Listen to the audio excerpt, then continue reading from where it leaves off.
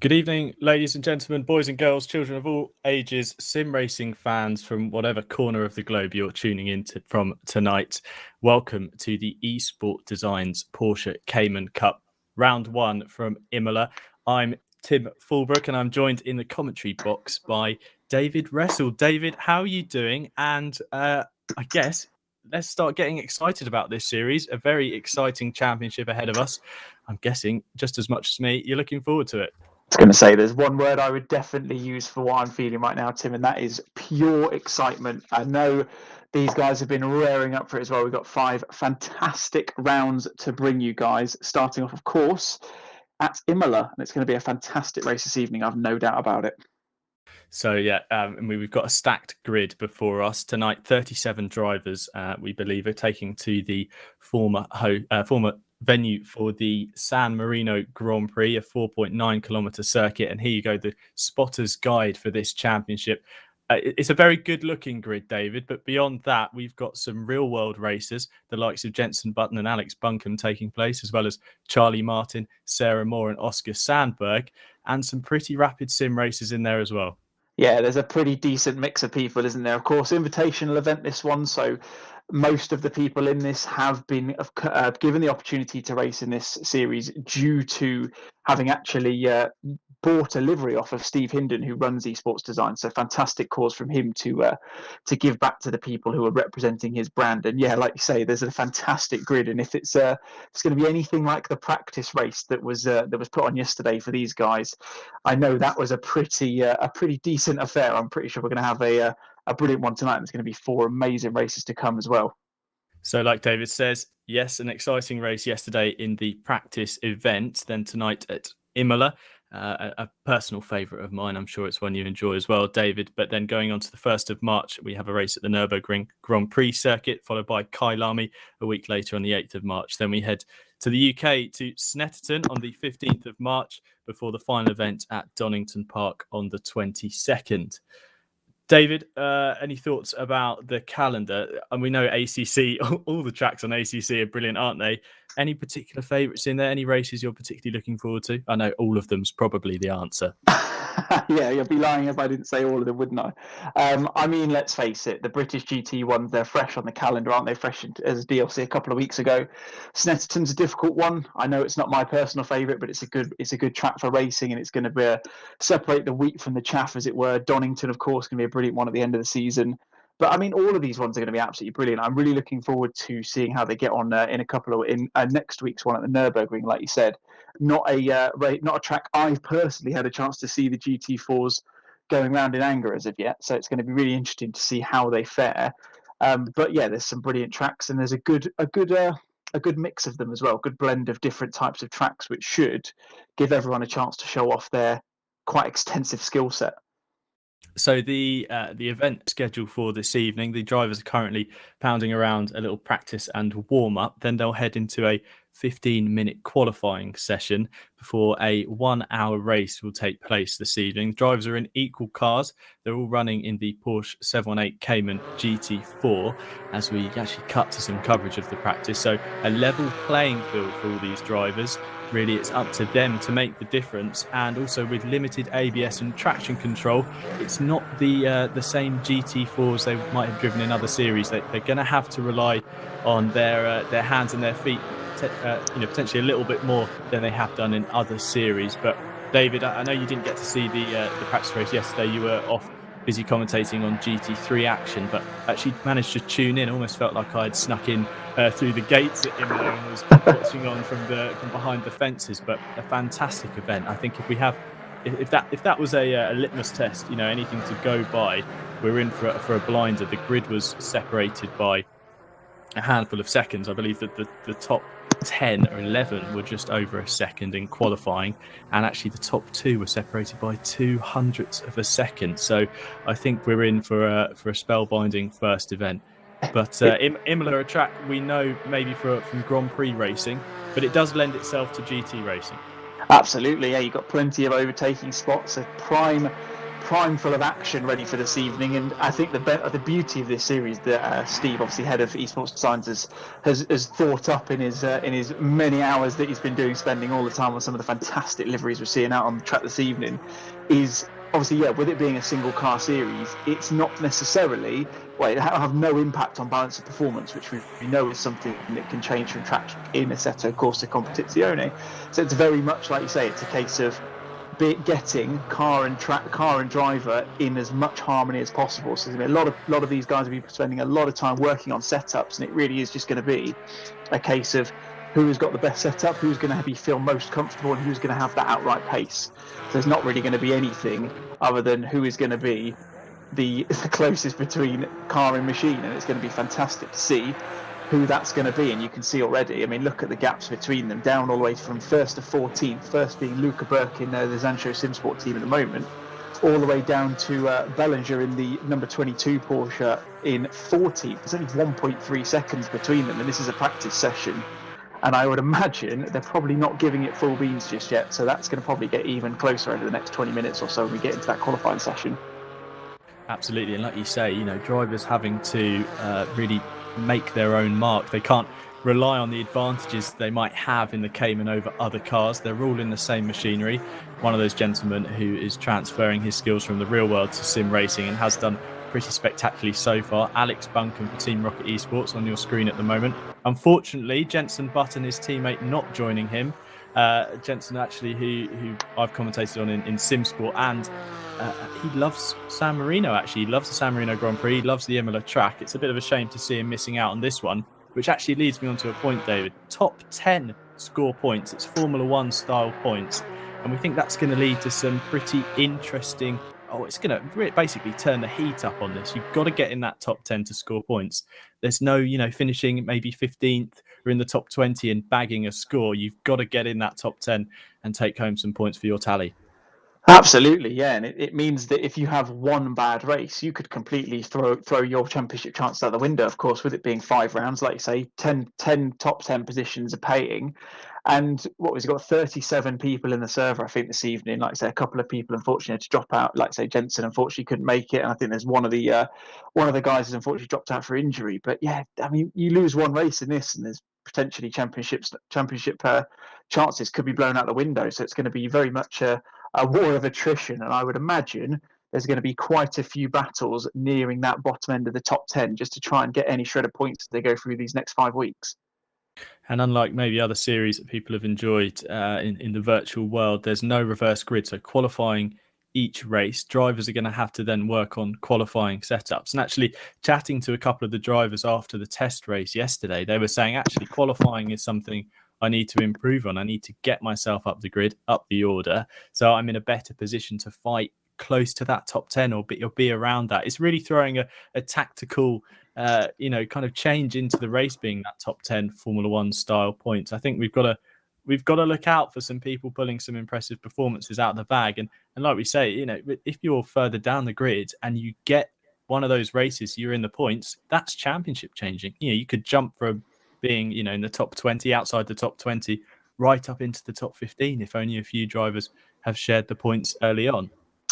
Yeah, you're absolutely right, Tim. You're absolutely spot on, and I think it's going to mean even more importance. Obviously, there's no pit stops in this series. It's a 60-minute flag to flag race. It's just a straight out sprint, and it's going to make the first couple of corners of each race going to be really interesting because there's going to be people who maybe have a good qualifying better than others. Like you say, people are going to be suited to tracks more so than others. I've actually had a chance to chat to a couple of guys. Average Matt Atkins, he's been one of the guys I've actually been lending a hand to in terms of trying to find him a little bit of time in terms of getting him a comfortable setup because he's not really used to driving the GT4s around here. And it's really interesting to see how, like you say, people are leaving it as late as last night to really refine their setups. And it shows you that even though this is an invitational series, people are taking it as seriously as they would any other series. And that's the brilliance of it all. As we see, all of the guys now are starting to go out onto the qualifying laps. Of course, 15 minutes, like you said, Tim. So there's not a huge amount of time. Imola, slightly longer track, like I said, just under 5 kilometres long. So there's definitely going to be some space for all these many Porsches to get out on track. But they're going to want to get a banker lap in early and then hopefully continue to improve as time goes on. Like you say, David, there is going to be room, but actually last night there was only 19 drivers, and it certainly seemed cramped out there. So I wonder how we're going to do with nearly 40. But as the drivers head out on track, Matt Webb here from the Zancho SimSport team, trapped in behind a car in front. He's probably trying to find a little bit of space himself, bring the tyres up to temperature and pressure. We know how important that is in ACC. Even half a PSI can really change how your car is feeling. So these drivers need to find themselves some space, find themselves some track for themselves to really go at it. Actually, yesterday in the 15-minute test, we saw test qualifying. We saw that drivers were maybe doing about 4 to 5 laps. They were running tanks very low on fuel, doing about 4 to 5 laps, then pitting, and then going at it once again. So there is time to maybe dive to pit lane, refuel, get some new tyres on, and go at it. And as we're blessed with this virtual racing, David, it's not a real car that you've got to be concerned about putting in the barrier. So you can really lay it all on the line. Absolutely, yeah. But one thing I will say to combat that is, of course, track limits. We know how ruthless Imola is coming through the Variante Alta as the guys are at the moment. You catch that inside sausage curve on the second corner, even slightly off kilter, and you're going to be thrown right off the track, and that's going to invalidate your lap time. And track limits across the 60-minute race is going to be something that we'll have to keep an eye on for as well. A couple of mentions in the chat. Big welcome into Alex Goldschmidt, who's cheering on Sarah Moore and Charlie Martin. I'm sure he's very much looking forward to a night off from his busy commentary duties, and along with Denise Pope as well, who of course is running for Wild Things Racing. We've got Amy Roberts shouting "Go Charlie" in the chat. A lot of support for her this evening, which is fantastic to see. And loads of other guys as well. We'll go through all of them, but I think we'd be here for too long, and we've got to focus on some of this qualifying action, haven't we? Well, nice to see that the crowds are turning up. The grandstand is certainly looking packed, which is something we've been void of seeing in 2020 and early 2021. So it's nice to know that there is a crowd. Hello to all of you who are watching on. And as these drivers are heading out on their first hot laps, Sarah Moore here in the Top Width Motorsport car, Brit Car champion, first female Brit Car champion back in 2018. She'll be looking for, to convert her GT4 experience. Yes, in the Ginetta, and yes, she's a champion as well in Ginetta. She has that experience in one make racing. Let's see if she can convert that to the virtual world with these Caymans as she heads down the hill towards Aquaman Raleigh, cutting back to James Merrills.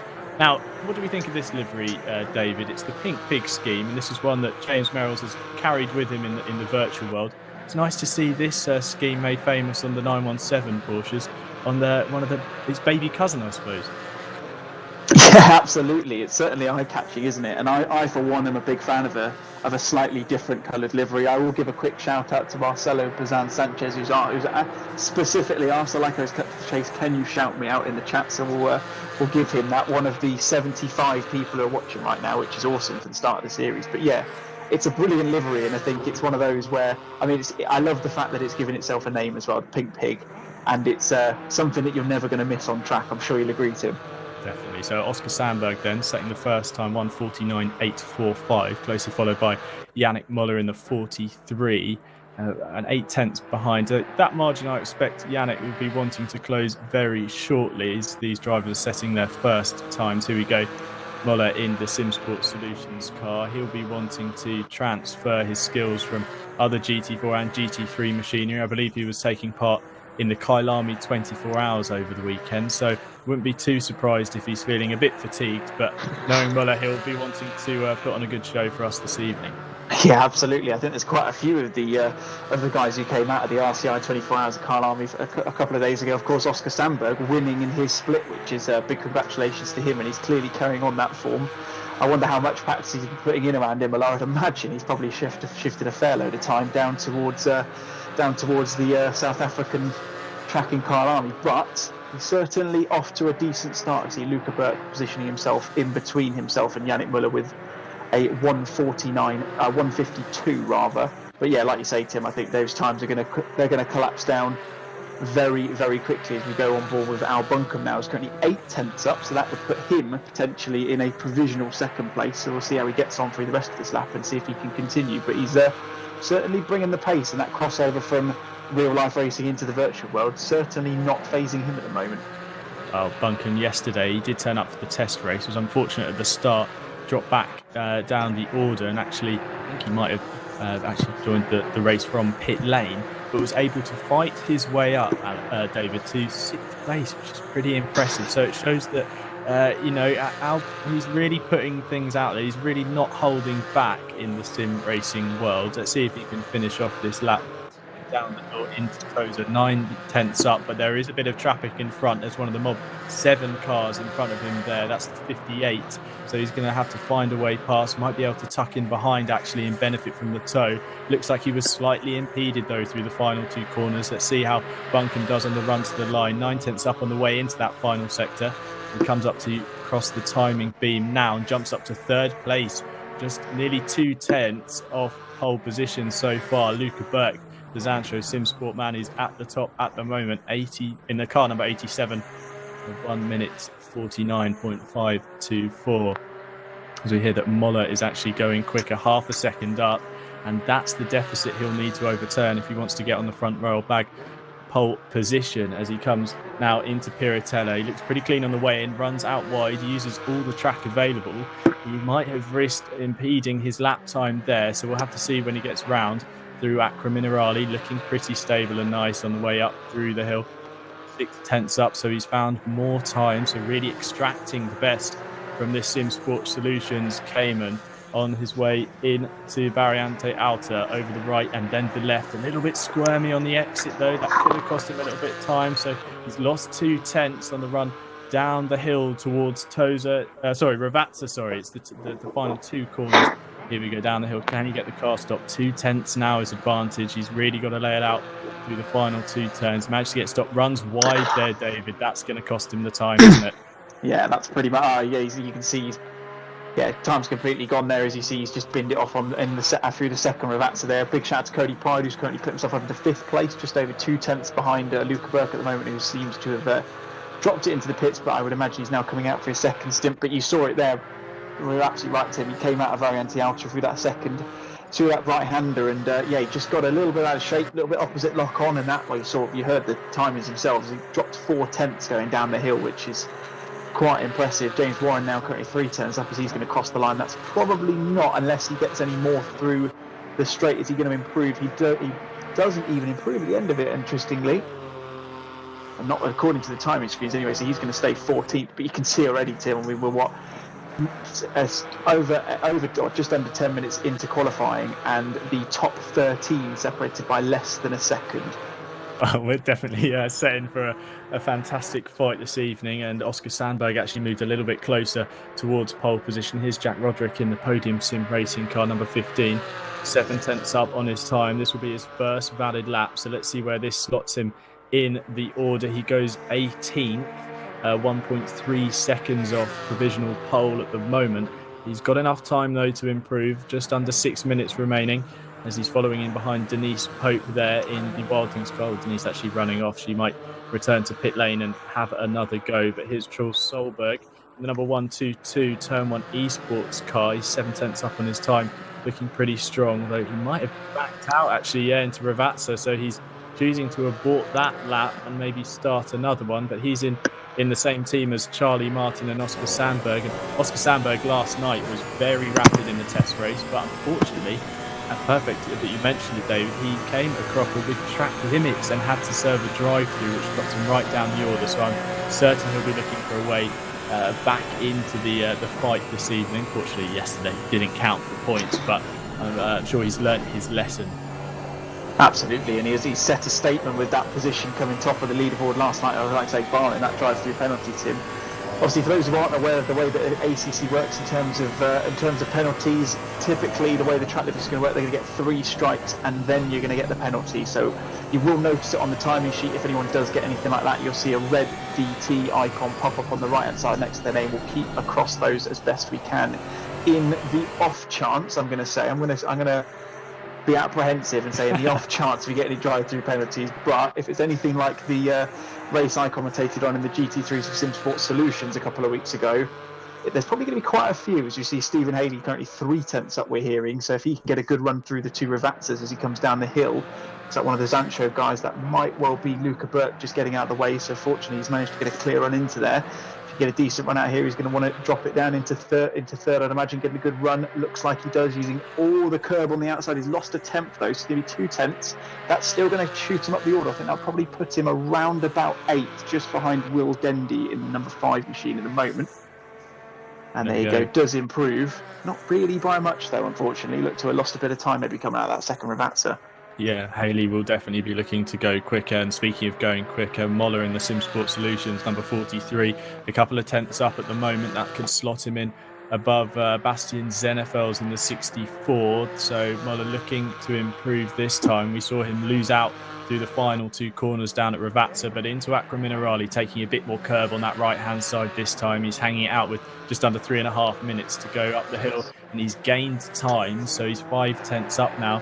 Run into Variante Alta. He needs to get the braking sorted, or using all of the track on the way in, and then probably more on the way out. No, not as out of control as he maybe was on his previous faster lap. Still holding that 5 tenths margin as he comes down the hill to Ravazza, where he came unstuck last time. Can he get the car stopped? It looks like he has done. Turns the car into that understeer coming on the way in, and again loses all of that time on the run through Ravazza.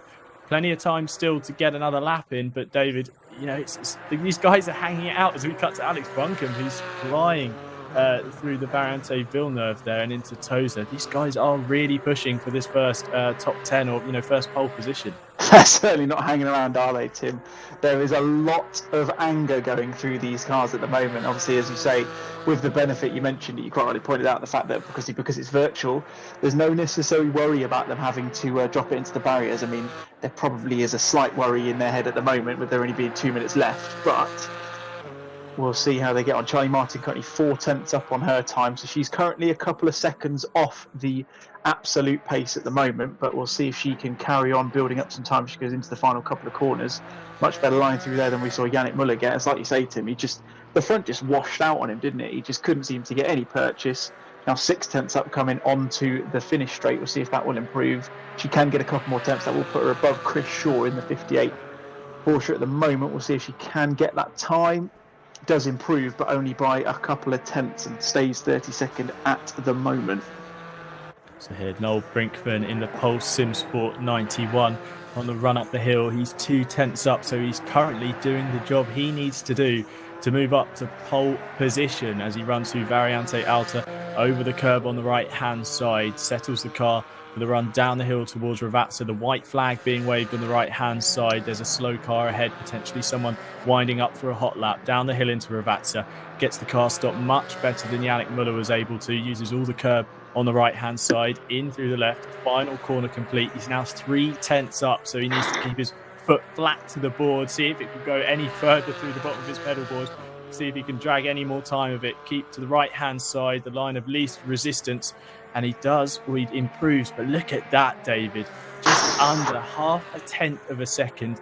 Best part 300s as we cut to Bastian Zenefels from Podium Sim Racing. He's 3 tenths up, so we could see him put himself on the front row as he crosses the line. Goes second, 9 thousandths of a second behind Luca Burke. That is a statement of intent if I've seen one, but here we go. Burke now a tenth up on his time. He wants to extend that margin. These guys are getting a bit too close to him on the run down the hill in towards Acqua Minerale. Yellow flag ahead just being withdrawn as he throws the car in there. Back end stepping out slightly. That could have cost him some time. On the run up the hill, it looks to have slowed slightly and has indeed lost the time. So pushing all out, and he won't be able to respond. So now it's game or match point to Luca Burke, but Cody Pride here in the number 2 of the podium pole position racing car. He is a few tenths up on his time. He could jump to pole position, David. Yeah, as you see, time's finished, Tim, so it's going to be the last laps for everyone. Yeah, like you say, it's very much Luca Burke against everyone else now. We can see Oscar Sandberg, Neil Brinkman, Cody Pride, dropped it wide out of Variante Alta, and as a result, elects to throw it into the barriers. Probably not aware that he's on stream at the moment. 2 tenths up on Luca Burke at the moment, so it looks like he's going to extend that gap. We'll see what the time's going to be over the line of 1:49.3. Bastian Zenefels is the only man at the moment, as far as I can see, who's going to have a chance, barring any miraculous moments from the man we're riding with at the moment, Ross McGregor, who's 3 tenths up at the moment, so still a chance of half a lap still to go. to see if he can upset the apple cart a little bit. At the moment, it's going to be Luca Burke on provisional pole for the 60-minute race coming up in just a few minutes' time. Let's keep track of McGregor then on the way into Variante Alta, 2/10 up on his time. That's not going to be enough for pole, but it could see him put himself inside the top 10, maybe even the top 5. 4/10 now is his advantage on his previous best time. That would see him go daringly close to the front row on the run down to Ravazza, then gets the car stopped nicely, turned in, clips the curb on the apex, runs out wide, uses all the track available on the short shoot between the two left-handers, and on the run out of the corner, he's got a 5/10 advantage on his previous best time. Let's see Ross McGregor then in the Zancho Sim Sport number 3 Porsche Cayman on the run to the line. Can he go up to the front row? Takes 7th as we saw as the session ended at the checkered flag. But David, wow! And now if that is anything to go by for the rest of the season, we're in for some very, very hot qualifying sessions. I mean, that was quite something, wasn't it, Tim? I didn't quite catch the distance between, or who was within a second, but I think it was at least a dozen cars within a second of eventual pole sitter Luca Burke. And I mean, yeah, if we're going to be up for anything for the next 60 minutes, it's going to be anything to run it by. It's going to be a fantastic race, isn't it? I'm sure you'd agree.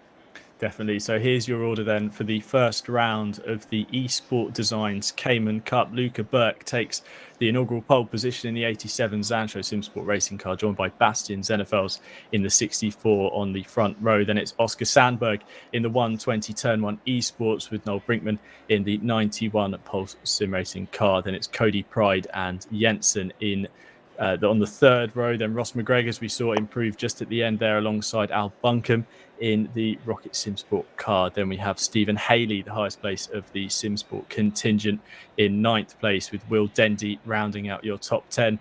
Then it's Matt Webb, Yannick Muller, Charles Solberg, Regan Mitchell, John Clements, Dean Allen, Steve Hinden, the series organiser, creator, the man behind the majority of the liveries you'll see on the grid and enjoy tonight, in 17th. Then Lafrene in 18th. Then it's James Merrills in the MSL 89 Cayman, with Kieran Vidago in one of the Simsport Solutions cars rounding out your top 20. David, looking at that grid, I know we're going to have eyes on, I think, everywhere around the Imola circuit this evening. But any names you think are really going to show us, state their intentions early and put on a blinding performance this evening? Well, I mean, if it's anything to go by recent GT4 plaudits, should we say, I think Luca Burke's obviously going to be one to keep an eye out for. Of course, won the Simsport Racing GT4 Championship 5 days ago. Of course, last Wednesday. We saw Ross McGregor, who did really well. He's come back from a layoff, unfortunately, but it was great to see him back in. I think he's clearly got some pace. I'm not entirely sure what pace he lost as he came through the last Ravazza in qualifying lap, but maybe that just tells you how good of a run Luca and the guys ahead of him got out of that final turn and onto the start-finish straight. Interestingly to note, Michael Haffenden is, I think he's right. I don't think he's too envious of us having to call this one, because I think he's right. There's going to be a lot happening over the next 60 minutes as we're about to see Luca Burke take them off on this formation lap before we get ready for round number 1 of this eSports Designs Porsche Cayman Cup.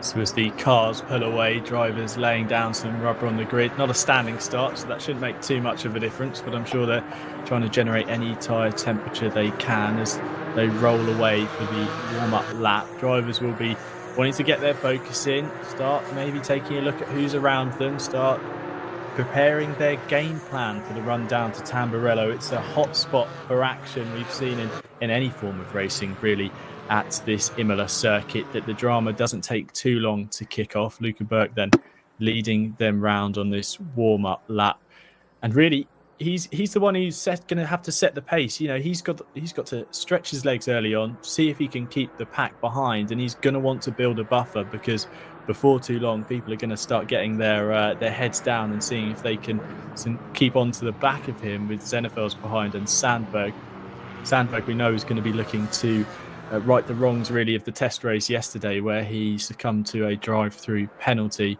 But David, I mean, we saw the gaps in between qualifying, and I think these guys are going to be struggling to share the tarmac kindly, shall we say?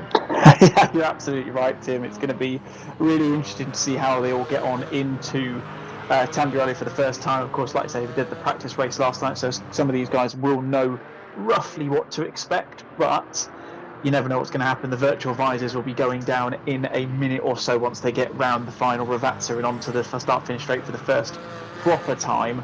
And like you said, I think Luca Burke is just going to be hoping for a nice calm entry into the first couple of corners, and then, like you say, just try and eke that gap out.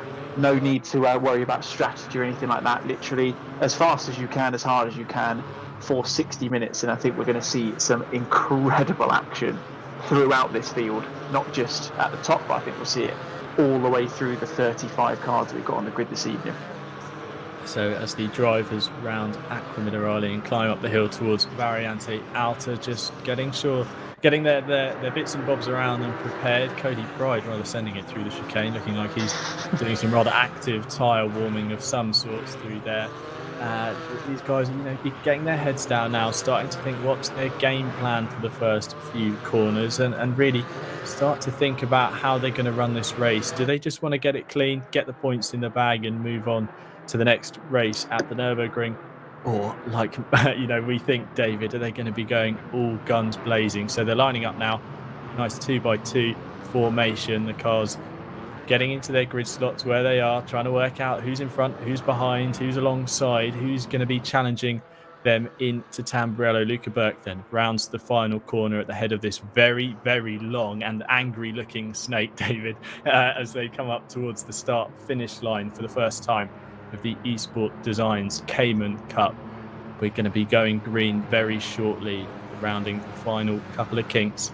The cars will go racing. Actually, it's almost towards the end, around this final right-hander, slight kink to the right, and then before the bridge. So although the timing line is here, it's actually a little bit further round that they take the green flag.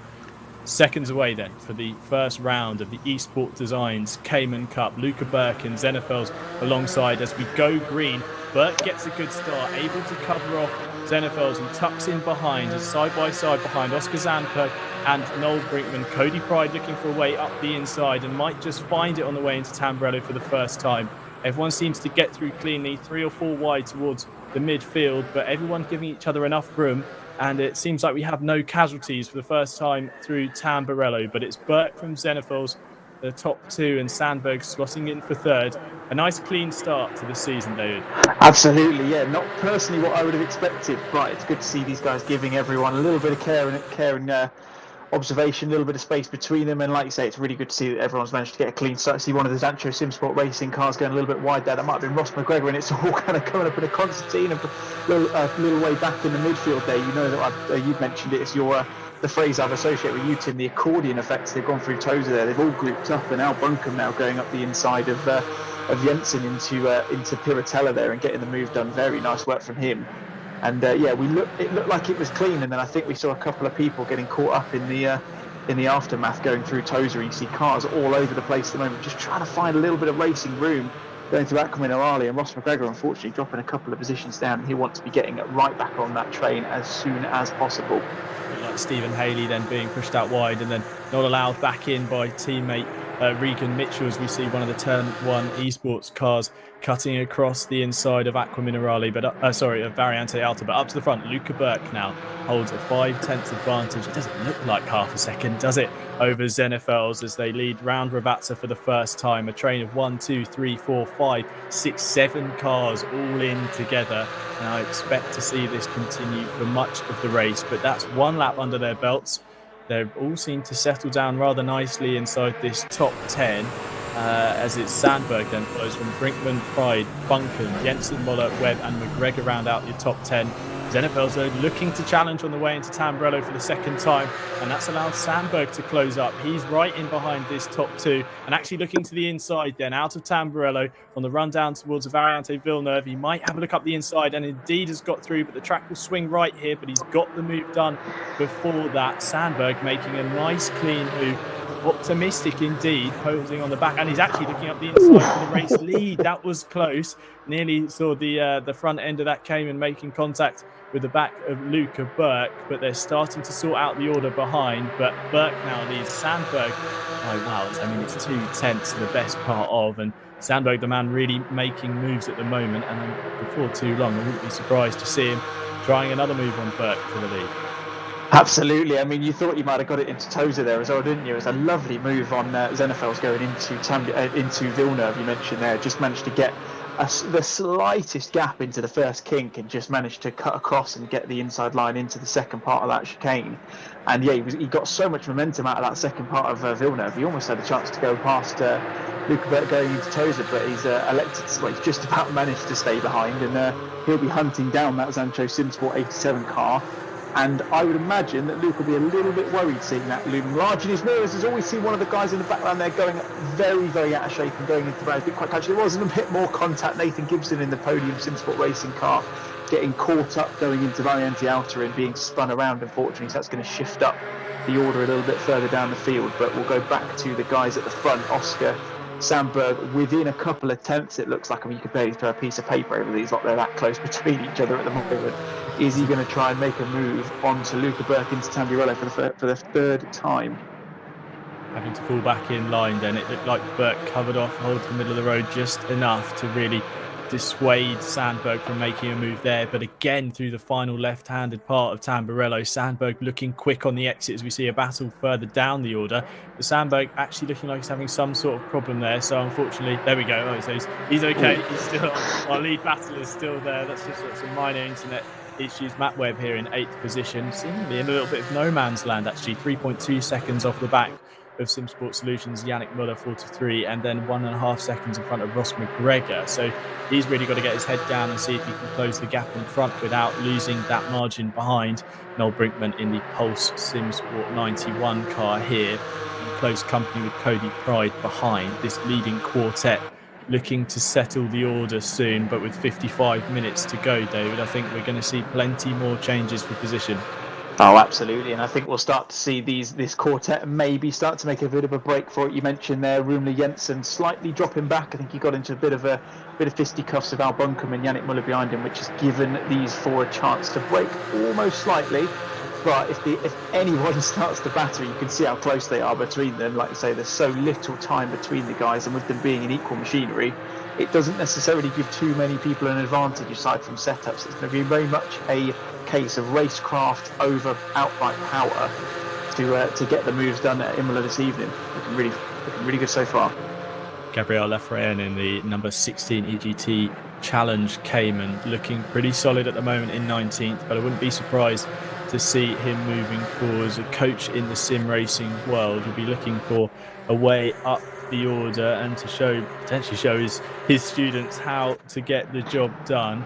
As we cut back to Bastian Zenefels, looking for a way past Burke, who makes a mistake through the right-handed part of Tamburello. That's really going to allow the number 64 podium sim racing driver a look, but Burke just leaving just about a Cayman's width on the outside to dissuade Zenefels from making a move. Burke really doesn't want to let this lead go, and you get the feeling that if this quartet just settled down as Pride looks to the inside of Brinkman on the way into Tozer.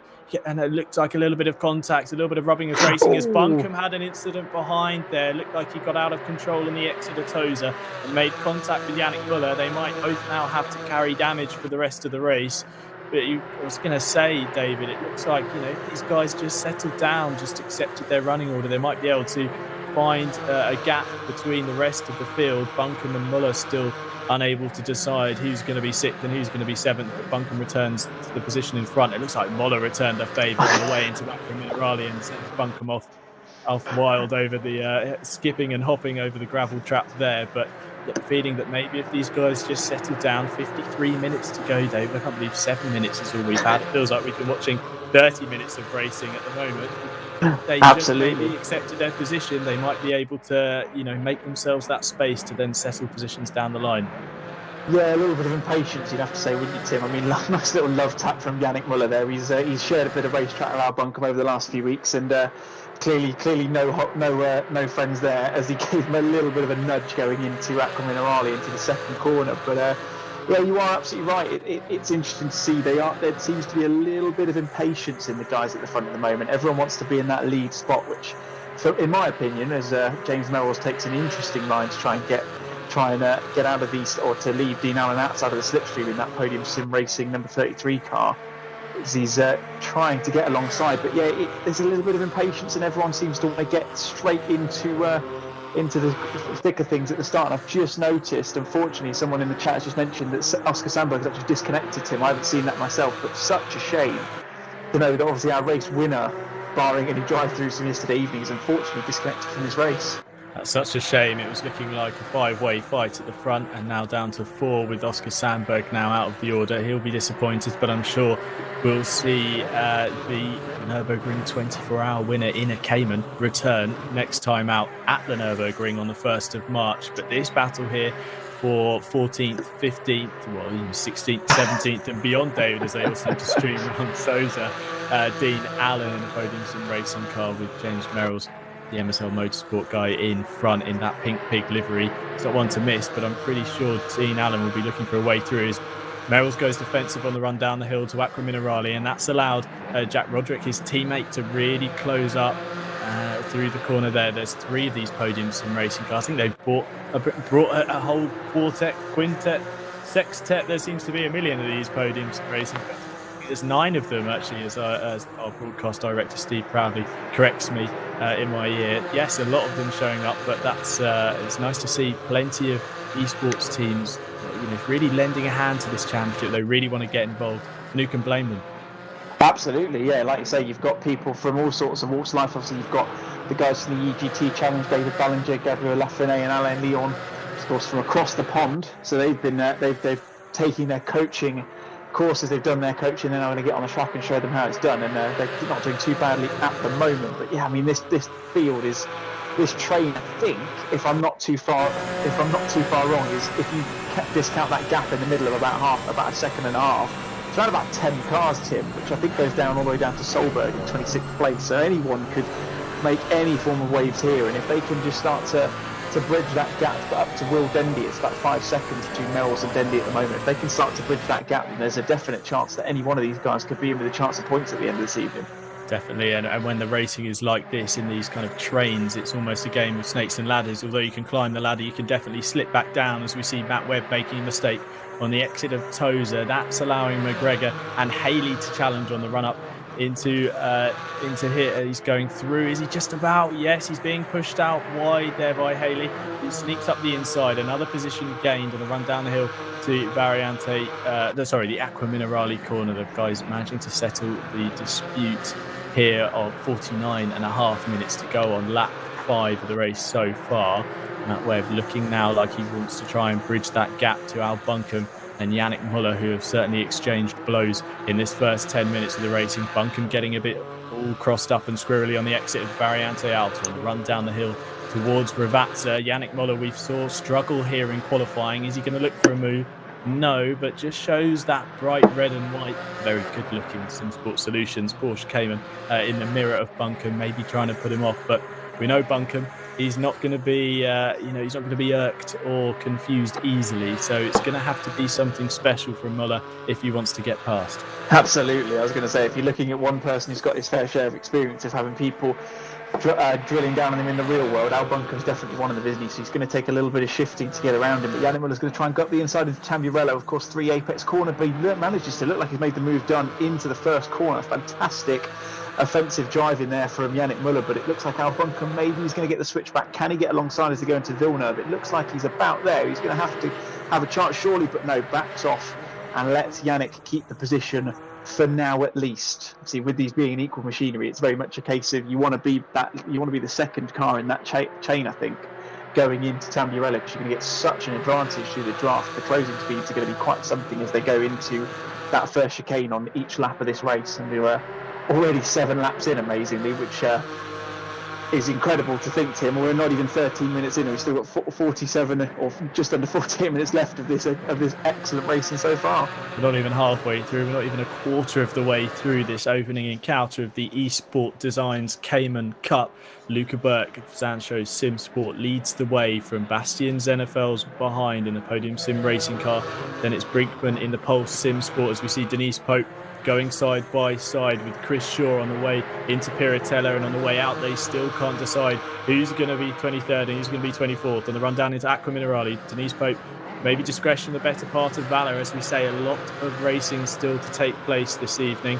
Run up the hill now, Dean Wood in behind, maybe looking for a way through on the Wild Things number 79 Cayman on the way up to Aqua Minerale. And here, one of my picks actually to keep an eye on this season, the SimSport GT4 AM champion, Mark Raddenbury in the Dunn Motorsport 750 Cayman, doing a fantastic job. And he actually said, he really enjoyed the test race yesterday. I spoke to him briefly, and he said he needs to, as we cut back to the front, we'll come back to Raddenbury in a second.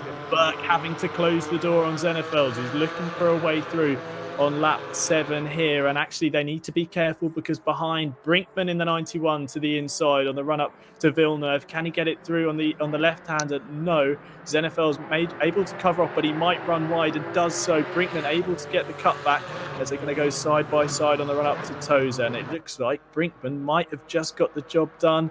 No, he's going to have to cut back through Tozer on the run up then to Piratella. They still haven't managed to sort this one out. Burke now able to draw a little bit of breath, maybe collect a slight advantage over these two, now extending to 3/10. Zenefels, though, holds on to second place on the run up the hill. That might be what Burke needs. That might be what Burke needs, just to really stretch his legs and start getting away from this battle pack behind him. As we see in the YouTube chat, Oscar Sandberg dropping in.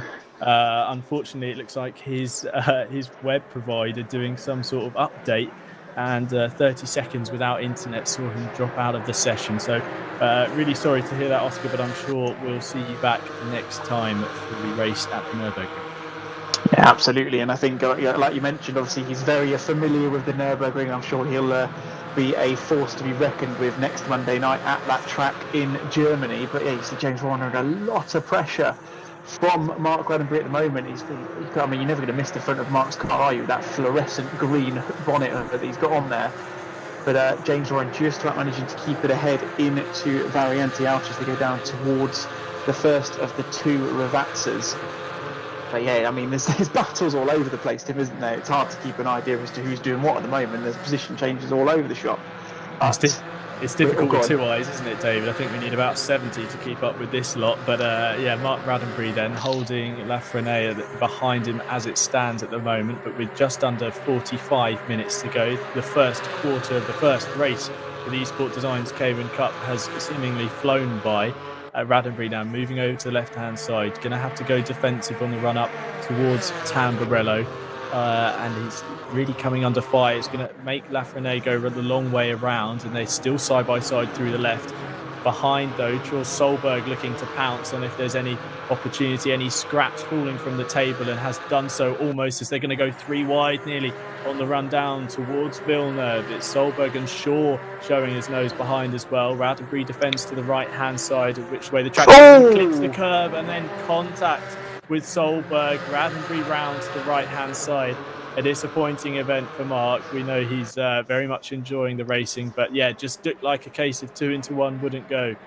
Yeah, absolutely. I think he caught that inside sausage curb. We know that some of them at Imola you can go over like they are through Variante Alta at the moment, but those little ones on the edge of the corners, you've got to be really, really careful with them. And unfortunately, offsettled the car, and you just saw Mark, unfortunately, and then Solberg there was just a passenger. There was literally nothing he could do. Mark went into the air, caught him, and then hit him in the instance. And we see Luca Burt now checking out in front. He's got a 1.8 second gap in the lead at the moment. As you see, Bastian Zenefels, Noel Brinkman, Cody Pride, and Jensen, all of them separated by less than a second at the moment, Tim. And this is exactly what Luca would have wanted. It was taking enough time to get to. You see James Warren, unfortunately, picking up. He's the first, by the looks of it, to pick up a drive-through penalty. A lot earlier than I'd expected, but it does show you just how hard these guys are pushing at the moment. Definitely, it shows that they're really laying everything out on the track. To pick up a drive-through in the first 17 minutes, you're really going to have found yourself in amongst it, as Stephen Haley in the number 25 SimSport Racing car here in locked-in battle with Ross McGregor in the 3 Zancho car, and behind Matt Webb following on shortly. But these guys now look like they're settled, just getting into their rhythm now. It's the first kind of frenetic action has calmed down for the moment, maybe allowing these drivers just to take a breath, as we see Luca Burke extending that lead now to nearly 2 seconds at the front. That battle behind between Zenefels and Brinkman was really all he needed to start extending that gap, and now it's up to that pack behind to get things together and see if they can chase him down. But Haley doing a very solid job here at the moment in 9th place with McGregor in front, and then a 2-second gap to Buncombe in 7th. Regan Mitchell, the SimSport teammate there, in 11th, just outside with Steve Hinden, the series organizer, head of the series, however you want to put it, the brains behind our action tonight. Locked in battle with Mitchell for 11th place. Yeah, absolutely. You've got a couple of people wanting to see some action towards the back of the grid. I think I know who Patrick Walsh wants to be keeping an eye on. He wants to keep a firm eye on his good friend Matt Atkins. I'm sure due to the brilliance of Steve Powell on the camera this evening, we will get some action at that point whenever we can. You can see we're actually seeing Matt at the moment. He's under a lot of pressure from Leon at the moment. It's a little bit squirrely out of Tozer, and he's going to just about hit the position going up into Piratella onto lap number 8 or 9, I believe we are now, which we're absolutely flying through. And he's looking like he's just about holding his own, but he's coming under a lot of pressure from that 777 Cayman. And the run down to Aqua Minerale, then Leon deciding not to make the move, as we see at the bottom of the timing tower, as Atkins runs slightly wide, loses time. They're going to have to go side by side at the run up to Aqua Minerale, and they're almost trading paint on this short shoot up towards the chicane. But if Leon can hold that inside line, he can get the job done, leaving plenty of room for Atkins. But there we go, another change for position further down the order. But at the bottom of the timing tower there, we saw Nathan Gibson in the number 420 Podium Sim racing car. It looks to have pulled to pit lane, so he's out of the action. Gabriel Lefrene here in the EGT Challenge car in number 16, leading Chris Shaw. This is a battle for 20th position, separated by a 10th as they cross the start-finish line. They seem to have dropped Denise Pope behind and now starting to close the gap on John Clements in front, one of our 9 Podium Sim racing entries. They go side by side into Tozer.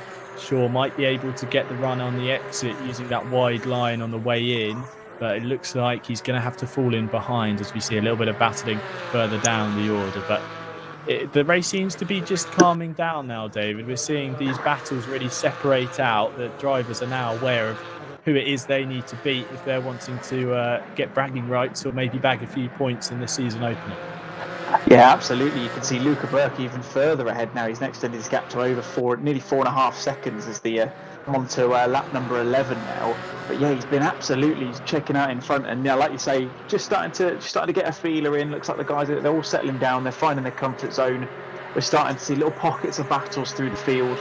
And we're starting to see those with maybe a bit more similar pace, those who maybe would have been a little bit closer had qualifying gone as they might have expected it to, just starting to feed in. But there's still plenty of battles all the way through the field as we're on board with Ross McGregor in the Zancho SimSport number 3 Cayman at the moment, following Steve Haley in that SimSport machine, and in with Matt Webb in the same team as him, of course, behind him. Like I say, there's quite a few guys from the Zancho SimSport Racing. That's a mouthful, even at this time of the evening. But there's definitely a few of them. But Luca Burke currently flying the flag for them at the top of the timing boards. Looking to extend that margin as, yes, Ross McGregor, Steve Haley and Matt Webb here 8th, 9th and 10th on the road. This is the last points paying position, so there are a few extra points up for grabs. If you're a Formula 1 fan, we are using the same points system as is used in the Formula 1 Championship, so it's 25 points for a win all the way down to 1 point for 10th place. As we see, Stephen Haley was running slightly wide through Piratella there down the hill into Aqua Minerale. Here's Daniel Wood, Podium Sim Racing number 29 on the run into Tozer behind Jules Solberg in the 122 turn 1 esports car. Actually, Wood running slightly wide. That's going to allow Solberg alongside as they run up the through, and actually Solberg got through there. That's a change of position down the order, just outside the top 20, 24th position. And then behind there we have Kieran Vidago, one of the SimSport Solutions drivers who took part in the RCI 24 hours at Kyalami. So again, I wouldn't blame him if he was feeling a bit rough on this Monday evening with Mark Bradenbury behind. But a couple of the drivers just running wide to Aqua Minerale there. Solberg now looks like he's going to lose that position. But Regan Mitchell in the 69 SimSport car here. Will Dendy behind, who got himself into the top 10 yesterday in the test race. He'll be looking to repeat that performance, but he's got a bit of a gap to bridge. He needs to get past Mitchell if he wants to do that, then past Hinden, and then close a gap the best part of 5 seconds up to Matt Webb in 10th. Yeah, absolutely. But well worth noting, of course, is we saw a couple of laps ago, Matt Webb, Ross McGregor and Stephen Haley still very close on track at the moment. So that gap is not by any means cut and dry at the moment. We could see that drop very, very quickly indeed. Steve, I'm sure, will be looking to, if he can, I know he won't be too biased, obviously, with him being the creator and owner of this championship. I'm sure he'll be wanting a couple of points for himself if he has any chance of swaying anyone. As you see, Claire Rob 2510 in the chat saying so close, great racing. Yeah, we've been very blessed so far, and we're not even halfway into the first of these 5 races of the season. James Mills catching, I think that's McCulloch in the number 9 Porsche. They're knocking him out wide, and that gives Clements a chance to go through into Tozer. So yeah, definitely. I mean, there's battles all over the field. It's fair play to Steve, who's on the cameras this evening, obviously doing a fantastic job of getting us as much action as we possibly can, and it's a testament to these guys out on track as well, Tim. I'm sure you'd agree. The racecraft and these lot has been absolutely fantastic so far. It's been a brilliant showing. Yeah, coverage brought to you by SimSport Solutions. Steve proudly at the helm of the cameras tonight. He's going to, like us, David, he's going to need 1,000 eyes and 1,000 pairs of arms to make sure he can cover the action. There's Cody Pride in 4th place. It looks like Brinkman's actually managed to get past Zenefels for that P2 and started making a go of bridging that gap that was nearly 5 seconds to Luca Burke. Let's see as they break the timing beam at the end of lap 12, start of lap 13. It's still 4.5 seconds, so he's made a small dent on it, but with 35 minutes to go, he's really going to have to kick on if he wants to stand any chance of catching the 87 Zansho SimSport driver, who is really showing his worth this evening, setting a very quick pace. Last lap by was a 50.577. As we see, Zenefels challenged by Pride on the run into Villeneuve, might run wide. Pride might look to the inside, and indeed in this trio here with Jensen behind closing in, decides to move to the outside and maybe try and get that cutback line on the 2 cars in front, but might find himself slowed up by the traffic ahead, I suppose. Zenefels and Pride just able to decide who's going to stay in front, but Zenefels now maybe starting to feel the heat. We didn't see the move that put Brinkman in front, but we don't know if he's carrying damage or maybe just knocked out of his rhythm, David. That's something that can happen once you get past, isn't it? You can lose that rhythm that you're in and start slipping back. Yeah, absolutely, Tim. I'm sure you'd agree. It's always easier, certainly from my perspective, to follow a car rather than be followed, or even to drive completely on your own with no one around you, because you've got those reference points. You know your braking markers anyway. You know when to turn in. You'll have practice. That's more than enough. But sometimes it can give you that extra bit of pace just to run behind someone, even if they're slightly slower than you. You can always bring the pace out of each other anyway. And I think these 3 at the moment, so Zenefels, Pride and Jensen, are probably all just thinking to themselves, I imagine a couple of them are at least, definitely Jensen, based on the move he almost elected to back out of into Tozer a couple of corners ago. It almost seems like he's kind of subconsciously telling them, look, let's just chill. We've got 34 minutes left in this race. Let's work together. Let's get that gap back up towards Noel Brinkman, and let's see if we can make a fist of getting a couple of us a podium here.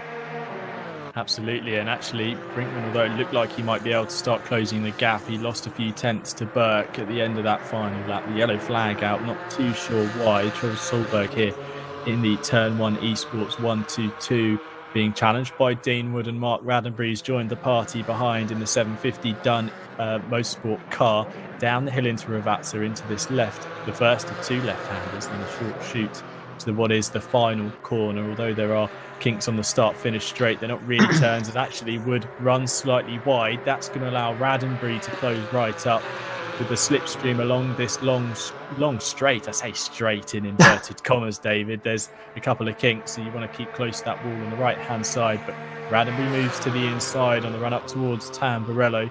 He's in the prime position to take this spot away from Wood, but actually opts to back out with 33 minutes remaining. Like you say, David, sometimes being the second car can actually benefit you, and maybe Mark's thinking the long game here. Absolutely, yeah. I mean, if it was me, I'd have been diving that one straight up the inside into Tamburello. It looked like he might have just braked a little bit earlier just to avoid any form of contact. Of course, like I say, still a long way to go. Not even halfway into this race, amazingly enough, as we jump over to Gabriel Lafayette, one of the EGT Challenge cars, number 60 at the moment, under a lot of pressure from the Modfis 57 car of Chris Shaw at the moment. I mean, he's under a hell of a lot of pressure, and he's just about managing to to keep it ahead at the moment. You see a nod to the Quebec Porsche Centre on the rear wing of that EGT car. Very nice, showing their Canadian roots, which you love to see. But I would imagine, he's probably told a fair few of his pupils, go on, you get on that esports design YouTube stream tonight, chaps, and I'll show you how it's done in the real world. Well, then a few of these EGT guys showing up, which is fantastic to see. David Belanger as well, Gabriel Lefrene here in the 16, and then it was Alan Leon, who's further down in the 777, but Cody Pride hot under pressure from Rumle Jensen behind in the Pulse Esports 92.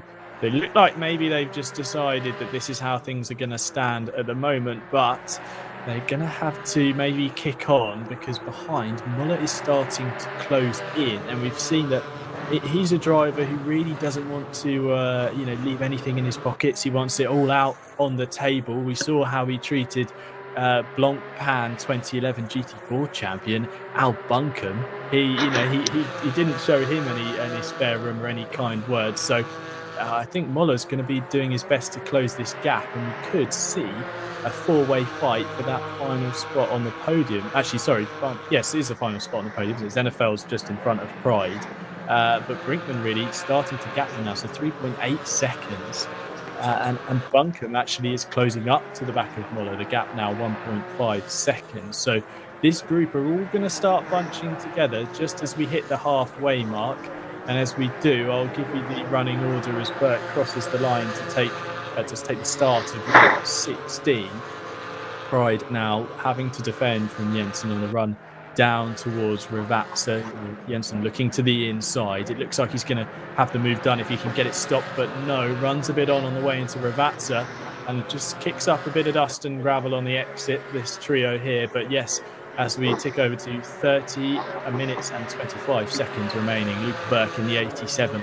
Zansho Esports car leads away from Noel Brinkman in the 91. NFL's rounds out your podium, just given a little bit of breathing space from these two. Pride and Jensen battling for fourth and fifth, but Muller and Buncombe behind in sixth and seventh, a second faster on that previous lap. So they're closing up on this battle inside the top five. Then it's Stephen Haley in the SimSport Racing number 25, Ross McGregor in the 3, and Matt Webb in the 73 Sancho car rounding out your top 10.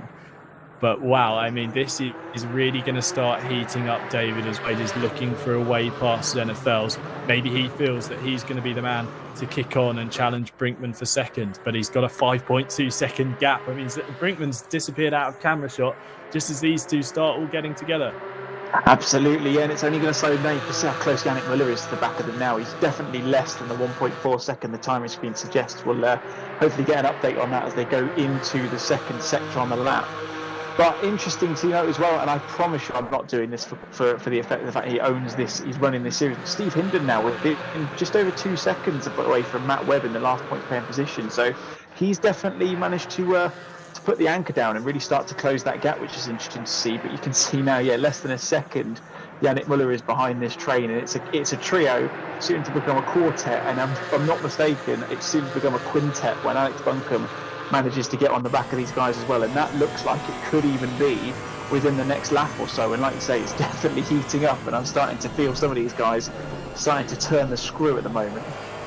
Definitely, and Buncombe yesterday in that test race, although it was a test race, he was certainly leaving it all out there. As I said earlier in the broadcast, he started in pit lane but managed to drag himself up to 6th place. So he's definitely a man on a mission. I wouldn't be surprised to see him making moves as Jensen dives to the inside of Pride on the run up towards Tamburello. They're side by side on the way in, and is Jensen going to get this move finally done? Yes, he manages to skip over the curb on the inside. That could slow him up.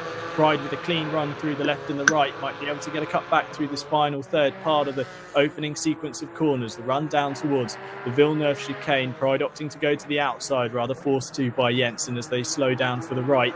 Looks like they've sorted things out for now, but that was a great move from Jensen to climb up to 4th place. He's now going to set his crosshairs for Zenefels in front and see if he can start making some inroads on passing the driver who was in 2nd place, passed by Brinkman, now dropped down to 3rd. And really, these guys this infighting is costing them time, David. 6.2 seconds now, the gap, as we see James Merrill spinning to the inside the MSL Motorsports car. He's flashing the lights. He's not happy with whatever has taken place there. He loses a couple of positions now, drops down to, I think this is going to be 20th when all is said and done. And now under pressure from Shaw behind as they go into Tozer. There's no room there for the Mob 7 car and the MSL Motorsports 89, the pink pig livery of James Merrill's getting squeezed out wide through the hairpin. And actually, it looks like someone's going slowly there. That's one of the Podium Sim Racing cars, maybe suffering some damage and forced to back out. But this little quintet here, although David, we say this, although it's the 17th, 18th, 19th, 20th and 21st, hot racing in these Caymans. Absolutely. I mean, it shows you how seriously they're taking it. You see Dan Wood down in 30th at the moment, unfortunately getting a stop and go penalty. That will only mean, the only option that would have been is that he's been speeding in the pit lane. I don't know whether he got a drive-through penalty or James Melrose with a very, very aggressive move going into Variante Alta there. Nearly took out, I think that's Conor McCulloch in front of him, and I think that flashing was for Conor. It looked like coming out of Tamburelli, he might have had a little bit of a nudge coming out of this little apex here. But just to go back to the move from Jensen on the last lap, what a move that was. He set it up so early. You should see they're nearly going 3 wide into Villeneuve. Now Jensen's going up the inside of Zenefels as well, and he's just about, he's gone a little bit wide, a little bit of contact. Oh, it's all come to tears. And Yannick Muller is going to be sat there thinking he's just had all his Christmases come at once. Buncombe gets through as well. So both of them, that duo that were battling early on, now passed on Pride and Zenefels as well. Brinkman now, Jensen benefiting from that. So it's a Pulse SimSport 2-3 as it stands. But Yannick Muller now benefiting from that the most in the 43 SimSport Solutions car. He's up into 4th place after starting further down the order. I think it's just inside the top 10 or just outside. John Clements here in the 21 car locked in battle. But Muller getting, like you say, David, all his Christmases and birthdays seeming to come at once, scarpering through that carnage there and benefiting. Now he's in 4th place. Wouldn't be surprised to see him challenging for the podium. Absolutely. I think he's got every right to think he's probably disappointed with himself in that qualifying session. Of course, he was there. I think he was on for a pole position at one point. He was half a second up on his time, which would have put him in that top 2 or 3. And he's really starting to prove his worth at the moment in that SimSport Solutions livery car. And he's doing a fantastic job. And like you say, I mean, he just got so fortunate with that. He was in the perfect spot and he went from 6th through to 4th, courtesy of a couple of corners. And he's going to be very happy as James Melrose is doing some interesting weaving up the hill out of Aquaminale into Variante Alta. He's got Gabriel Lafrene for company behind him, who just about manages to keep it ahead of him. But I'm looking at a couple of these guys, and I think due to the contact we've had, there might be a little bit of damage. I saw Clements, who funnily enough has just got himself a drive-through for his efforts as well. I think he was the one we saw going slowly going up into Piratella a lap or 2 ago, and I wonder if he has got some sort of damage, because he looked a little bit out of shape going through a couple of corners a lap or so ago, as Jensen now under an immense amount of pressure from Yannick Muller. He's really starting to turn the screw on him, and he's going to be looking to make a move sooner rather than later, I think, and see if he can try and make any sort of inroad into that 9-second gap that Brinkman has managed to get on these guys now. Well, just as you say that, the gap looks to have come down to Burke, 3.7 last time through a split, and 3.5 best part of 3.5 seconds there. But Jensen now having to really pay attention to Muller behind. It's not going to be a case of if, it's going to be a case of when Muller tries to make a move with just under 24 minutes to go. Here at the opening round of the Esport Designs Cayman Cup at Imola. It's been a fantastic race so far. Jensen able to hold it though on the run up the hill towards the Variante Alta, as we see the cars streaming through. This little group here have been really the talking point of the race so far, unable to decide who's going to be taking the podium and the top 7 positions really. Zenefels, who we saw challenging for quite some time for the lead and indeed for the podium positions, now forced to settle for 7th place as it stands, but I wouldn't be surprised to see him doing his best to reclimb the order. Jensen then leading Muller across the line in the battle for the final podium position, with Al Buncombe in 5th in the 23 Rocket Esports cars, a second back. And James Merrill's, who's rather been in the wars at the start of this second half of the race, looks to be locked in this very good battle with Gabriel Lefrene in the 16 EGT car. as they run down the hill towards Rabatza. Merrill's now on the outside. He's really going to have to prove his value if he wants to keep the position. Closes the door slightly on the run in to the first part of Rabatza and forced to cut across the nose of the number 16 Cayman to keep that position. We've seen Merrill's giving a bit of a steering lock on the straight, really, David, haven't we, to try and break that toe, but the slipstream is very powerful round here. Absolutely, yeah. And a bit quick before we go back to that, quick nod to Alan Ismay in the chat, wondering if there's going to be any penalties posted in the chat after that, what he calls a bit of dirty, frustrated driving there for third place. One thing I'm sure we will make clear is the fact that any of the results you see this evening, obviously, of course, will be provisional, circumstantial to a stewards inquiry at the end. So all these guys will have a chance to put their queries up towards the stewards, and then we will see if there'll be any changes. But James is he's pushing his luck a little bit at the moment. He seems to be staying ahead, not for want of trying.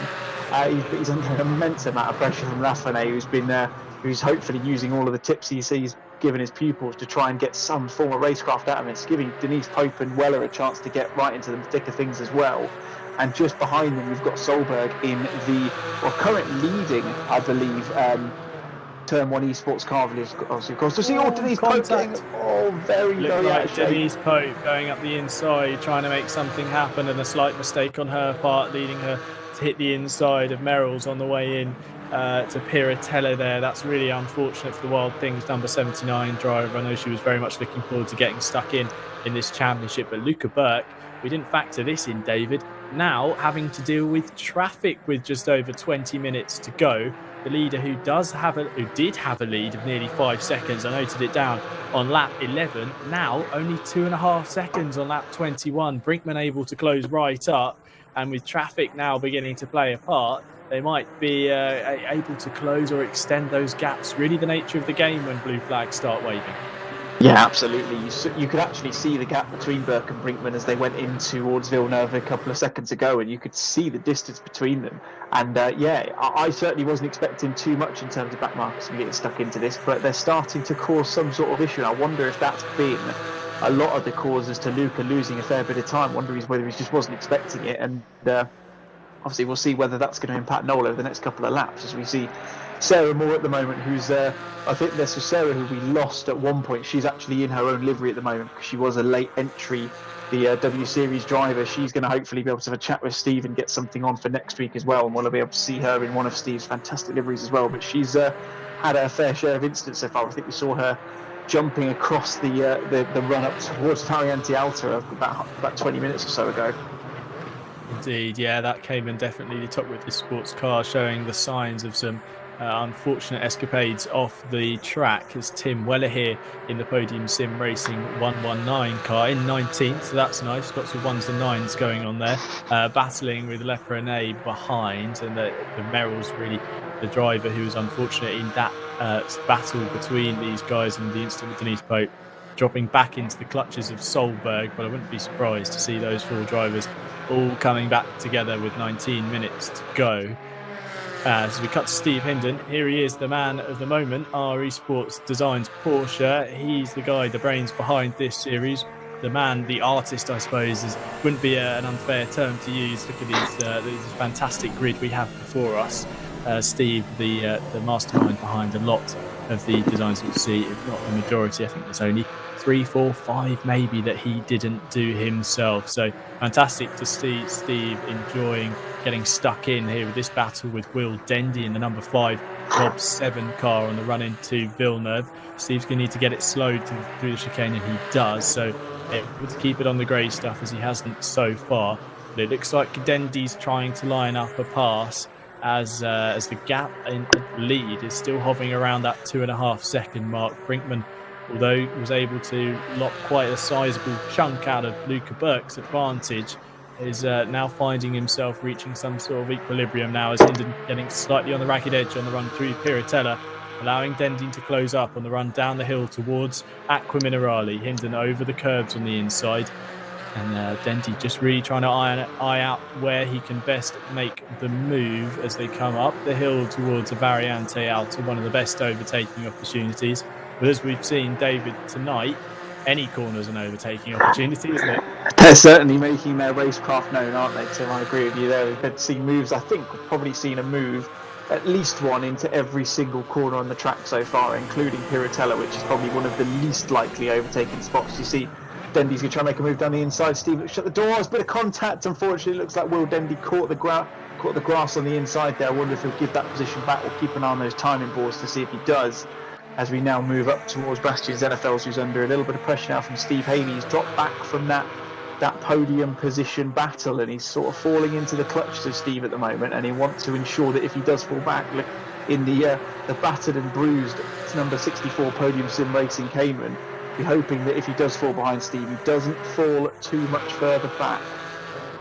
Indeed, he'll want to keep tabs on this top 10 fight, really. Zenefeld's now in 7th after previously running 2nd and locked in battle with Brinkman, was really the unfortunate victim of some incidents. We see Dendy actually dives to pit lane, so maybe that tag with the number 80 Esport Design Cayman of Steve Hinden, forcing him to revert to trundling down the pits and maybe fixing some damage. Hopefully we see Will back out on track shortly, but Zenefeld's here, like you say, David, in a slightly battered and bruised Caymans. We saw actually, I think that was Leon in the 777 having to get out of the way. He's being blue flagged, as we just see him to the left-hand side. Zenefeld's running slightly wide, getting a bit ragged through Aqua Minerali. That's allowing Haley his best chance at a move so far on the way up towards Variante Alta, but Haley forced to slot in behind as they come through the right and the left, skipping over the curbs, using all of the available track.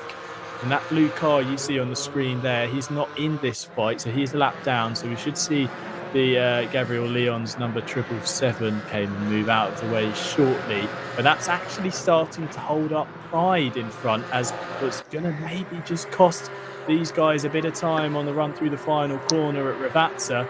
And yes, Pride has definitely lost a couple of tenths or so to Zenefeld's, and if anything, Haley's suffered some time lost there as well. Yeah, absolutely. You can see they're getting closer and closer. Zenefeld's going to look to make a move, goes to the outside. Interesting. It's going to shift. That's going to give him pole position going into the second apex. But he's managed to make the move done before even getting to the apex into Tamburello. He must. Well, you saw how good a run he got. I think it looked like Cody Pride just got a little bit onto the gravel. He's gone wide. I don't know if he's been caught by Steve Haley there, but he's gone into the wall. Worth noting that Will Dendy has dropped into the pits as well. I'm not sure what's happened to him, and we have lost David Bellinger as well, unfortunately, having a GPU issue according to the Discourse there, which is a massive shame. I know he was running in the mid sort of teens in the race at the moment, so that does mean that Lafrene is the leading EGT car as it stands. But yeah, nice little move from Bastian Zenefels there, got the run into Tamburello and made it stick. And then hard to say whether he did get caught by Haley or not, or whether Cody just lost it on his own coming out of Tamburello there. Definitely, and actually, unfortunately, as you mentioned earlier, David, to look onto the left-hand side, the timing tower, you'll see DT and Moller now, just as I mentioned that. So Steve Hinden in the AT Esport Design Cayman being handed a drive-through, but Yannick Moller in the SimSport Solutions, number 43, being handed a drive-through penalty by the stewards, likely to be for track limits, and he's been pushing, as we know, to close up to this podium with Rumle Jensen in the number 92 Pulse SimSport car. So that's really unfortunate for Yannick Moller. And we saw yesterday, actually, Steve Hinden, he did bag himself a drive-through in the test race, and it cost him more than 30 seconds. It's such a long pit lane here at Imola. You're just left trundling down at around 31 miles an hour, and you really lose all the time you've worked so hard to gain. But with 13 and a half minutes to go, here we cut to Sarah Moore in the number 26 Topwith Motorsports car. She's doing a pretty solid job considering the incident in the opening couple of laps. She's most likely carrying damage, but Sarah's one of those additions to this series that's really making this a championship worth watching, as we see Steve Hinden hitting pit lane. Absolutely, yeah. To say we've got a decent calibre of drivers from both the real and the virtual world would probably be the biggest understatement of the evening, I think. Of course, no Jensen Button this evening, Formula One world champion, of course, so he'll be back in next week, I believe. But of course, you've got Al Buncombe, Charlie Martin, Sarah Moore, you mentioned there, Oscar Sandberg. You sport for choice in terms of who you support, and we can see in the chat there are so many people who are supporting so many drivers. And I've just seen a very interesting fact from Pierre-Olivier Cloupier. Apologies if I've pronounced the surname incorrectly, but fun fact, the driver number 16, Lafreniere, is paraplegic and drives only with his hands. That is incredible, Tim. It's probably quicker than me by a long shot, and he's doing it with only part of his body to tow. That's incredible stuff from him, and he's doing a really good job down there in 19th position at the moment, currently holding off Mark Raddenbury, who's a couple of seconds adrift. Yeah, fantastic showing from the EGT Canada driver. That's really impressive stuff, and it shows you how fantastic the sim racing world is. Everyone can dive in. It doesn't matter who you are. You can get involved with sim racing, and indeed here at the Esports Designs Cayman Cup, we're very much seeing that it doesn't matter if you're a Formula One world champion, a Blancpain champion, a Nurburgring 24-hour winner. You've got to get your teeth stuck into things and really enjoy the racing out there on the. But as we see, Mark Raddenbury in the 750 in that blue and green, Cayman in front, leads Jules Solberg here in the 122 Turn 1 Esports car. Denise Pope, though, waiting in the wings 7/10 back. But as we cut to Ross McGregor in the number 3 Zancho Simsport car, he's got his teammate Matt Webb in the 73 behind for company. I'm not sure these two are just going to follow each other round. I'm certain that Webb will be looking for a way through shortly. He finished 4th yesterday in the test race, so to be down the order in 9th is maybe not where he wants to be. So I wouldn't be surprised to see Webb making a move on his teammates shortly.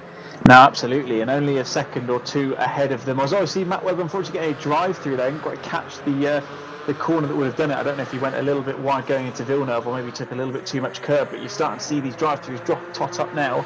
Yannick Muller's still not taking his, so that's going to shift him right the way down the order. I'd imagine that would put him out of the top 10. Looking at Steve Hinden, he's gone down to 19th from 12th, and there's some fairly sizable gaps a little bit further down the field. So that could definitely put Matt Webb's points paying chances out the window. We'll see whether that does the same to Yannick as well. I wonder if he's just trying to hold on to it as long as he can, but I think this will be the lap he'll have to come in and pay that penalty, whereas obviously Matt's got a couple of laps where he can start to do it, but that will promote Regan Mitchell into the top 10, and you have to think, I'm sure Steve will be sat there in 19th at the moment in the number 80 Esports Design Cayman. He's probably thinking, in hindsight, I wish I hadn't have got that drive-through penalty, because I think he might have been in with a chance of getting a top 10 finish if he hadn't have got that, because he probably would have been right up there at the moment. Just as Yannick Muller, peeling off into the pits, like you said there, Tim. Yeah, let's see him tumble down the order. That's rather unfortunate for Muller. But as we tick over to 10 minutes remaining, let's take stock, but we won't do any chicken counting just yet. Luca Burke in the 87, Zancho's Esport Racing number 87, yes, Porsche Cayman leads the way with 27 laps completed. We cut further back down the order. Charles Solberg in the 122 Turn 1 Esports car under fire now from Denise Pope behind, involved in that incident in the middle of the race with James Merrills in the MSL car. These guys looking to just maybe round off this race now, settle down, get to the end. They might have a couple of warnings, a couple of strikes against their name for track limits, as we see drive-throughs are popping up for drivers further up the order. It might be a chance for them maybe just to knuckle down and stay clean. They might benefit from some other guys coming a cropper with those penalties being handed out. But Mark Raddenbury just ahead of this too in the 750 Dunmo Sport car, looking like he's enjoying himself despite some minor collision earlier on in the race. He's doing a great job though to hold 20th position, the SimSport Racing GT4 AM Class champion in Season 4. It was fantastic to see Mark claim that. It's actually Denise Pope looks to the inside. Can she get it stopped? Just about, but there's going to be side-to-side contact there with Solberg, and Pope goes round. Another incident for Denise Pope. Really unfortunate to see her race unravelling this evening, but we cut further back forward. Bastian Denefels in the Podium Sim Racing 64 car. 5th place. We'll just run you through the order quickly. Burke leads Brinkman by reduced gap now of 2 seconds. Then it's Rune Jensen in the 92, followed by Al Buncan 4 seconds further back from the podium. Bastian Zenefels on your screen at the moment, chased hurriedly by Stephen Haley in the 25 Sim Sport Racing car, followed by Ross McGregor, the number 3 Zancho. Matt Webb, who still has to serve that drive-through penalty. Cody Pride in the number 2, a challenger for the podium for much of the race. And Regan Mitchell then in the 69 SimSport racing car rounds out your top 10 and your points paying positions. But really, things are going to start hotting up, David, in this final 7 minutes as we see Haley looking to the inside as NFL's on the run up for Villeneuve. The track goes left and then right. NFL's able to sweep round the outside of the SimSport racing car that we're looking back at the moment and hold that position. This is a close fight for the top 5. And as we said before the race and qualifying got underway, David, every point's going to count in this championship. Absolutely, yeah. Regan Mitchell will be counting his chickens. He's going to get at least a couple of positions. He was 11th at one point. He's now managed to get past, of course, Yannick Muller, courtesy of the drive-through. He's dropped himself down to 14th, and he's got Matt Webb he's going to inherit a position from as well. So at least a couple of points from him for the SimSport Racing driver. So he'll be happy with that. I think we can safely say that I would imagine there's definitely going to be at least a few more position changes before the end of this one. And the one I'm keeping a very close eye on is this timing difference between Luca Burke and Noel Brinkman. Just under 2 seconds at the moment, with just under 7 minutes left on the clock.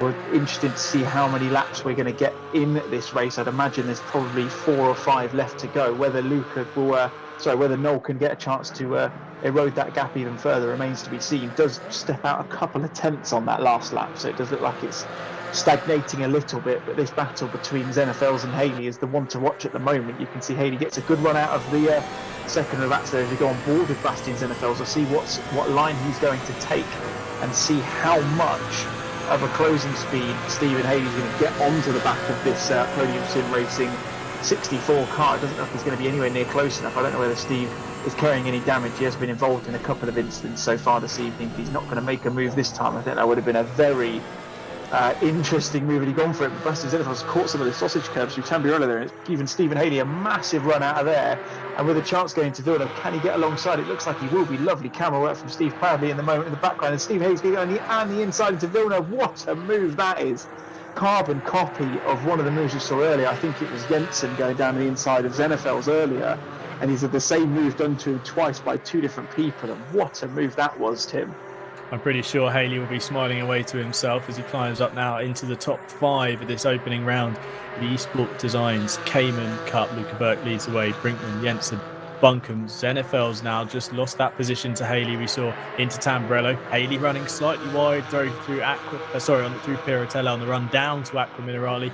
Gonna have to be careful. These drive-throughs really can pounce. We saw Webb take his. He's tumbled down to 14th.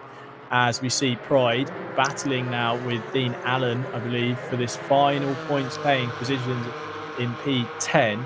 Regan Mitchell slightly up the road, I believe. So this is an interesting battle here. The last point, we know how important the points are going to be come the final round at Donington Park on the 22nd of March.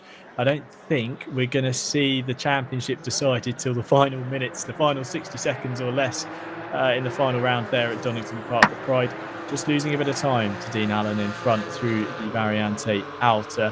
Mitchell up ahead, able just to scarper. There's a lapped car, I believe, in between them. But Rumley Jensen here, the Pulse SimSport number 92, third place, 13 seconds off Brinkman in front, who's managed to take a sizable chunk out of Luca Burke.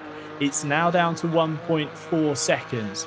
So that's really where the race is starting to hot up. We don't know if drivers are starting to have to conserve fuel. You can actually see Luca Burke just in shot. This is your battle for the lead, ladies and gentlemen watching at home. That's first place, the blue car with white dashes around the headlights, and then here the pink, yellow and black car of Noel Brinkman in the 91 Whole SimSport car chasing on. The gap 1.4 seconds with 3.25 minutes to go as they run down the hill towards Variante Alta. It looks like Burke's had to maybe lift and maybe save some fuel on these final laps. That margin is coming down, David. Yeah, absolutely. It's going to be interesting to see whether Noel can actually make any more inroads on that gap in the last sort of 3 minutes or so that we've got left. I wonder if it's something, like say Tim, partly to do with conserving fuel, maybe even just trying to prevent from track limits. I'm sure that Luca would be much happier with a second place than a 5th or a 6th if he got done for track limits, if he gets a drive-through in this last turn. So obviously we can't unfortunately see how many track limit warnings they've had. Obviously Conor McCulloch under a decent amount of pressure from Chris Shaw in the Mob 7 Zancho racing car at the moment. So there's battles all the way through the field, and these ones aren't even for points pair positions, and it just shows the quality and the amount of seriousness that these guys are all taking this series. Like I say, it is an invitational one. You just needed to have a livery designed by Steve to get yourself an invite into this exclusive series, and we're seeing just how seriously these guys are taking it, and it's made for what has been a fantastic race. The NFL's going a little bit wide. I'm not sure what happened there. Steve Haley, weirdly enough, is the one who's actually under a bit of pressure, so I didn't unfortunately catch what happened there, but this has brought Ross McGregor right into the mix as well for this 5th place at the moment. A couple of minutes left to go. Ross has got a good old run on Bastian's NFLs at the moment. Steve Haley at the front of this train. I wonder if he'll be the one who's leading a little bit more concern than the other two at the moment in time. See what happens going into Tamburello. Are they going to stick line astern? It looks like they will. They're all keeping it for now. I would assume that based on the amount of time left, we've got it round about 2, potentially 3 laps left at a maximum.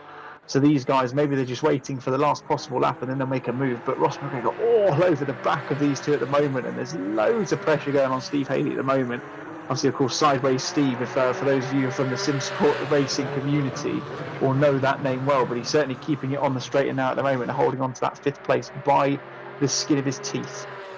Indeed, we did catch the end of some drama on the run down to the final corners at Ravazza. Maybe as NFLs was challenging Haley, he wants that P5 back after being in a podium position for so long, and then caught up in some drama around the midway point and forced to really start scrapping his way back through the positions, as we see Troll Solberg in the 122 Turn 1 Esports car down in 21st place, receiving a drive-through penalty. So with just under now 1.25 minutes to go, the race is far from settled if a drive-through has anything to do with it. But as this trio skip through the Variante outer, separated by a matter of half a second, if that, and the battle for 5th place is well and truly on. And as we've said before, Formula One style points for the top 10. So any position is really going to help your championship hopes come the end of the season. But Zenefels running slightly wide on the exit of the first part of Ravazza, forced to maybe just conserve his line slightly. That's given Haley a little bit more breathing space and allowed him to just scarper up the road slightly. But at the front, the gap for the lead now, within a second, it's 6/10. Here we go, Luca Burke in the 87 Zancho Sim Sport car. He's been unchallenged for the majority of this race, but Brinkman is closing in behind in the 91 Pulse Sim Sport car. This battle is far from over. I don't know if we're going to get the white flag this time. I think we will. Looks like we will, yeah. I don't think we'll get another one. So this could be the final lap, but we'll see what happens. But David, far from settled here.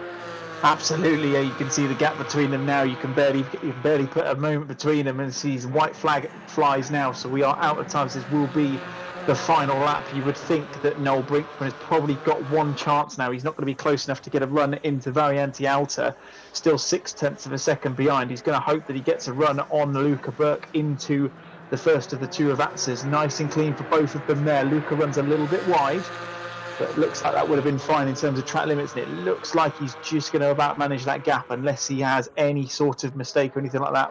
Going into the final two corners, he's going to go into the first Ravazza, keeps it nice and clean through there. He's going to want to keep onto that curb, manages it nicely, hits the apex, and he's going to go onto the main straight now, and it looks like he's just about going to hold on. You could see Noel Brinkman flashing his lights in the background, but for round number 1 here at Imola, Luca Burke from Zancho's Team Sport Simsport is going to take the win. Noel Brinkman following him home very, very closely in the end in second place, and it's going to be Rune Jensen who's going to round out the podium. But there's still, as you can see, Tim, there's still battles going all the way over the place at the moment. Positions to be sorted further down the order, but it looks like Stephen Haley might just hold on to 5th place, and he does so as they come round to cross the line. So Rune Jensen taking 3rd to give it a Pulse Sim Sport 2-3 on the first round.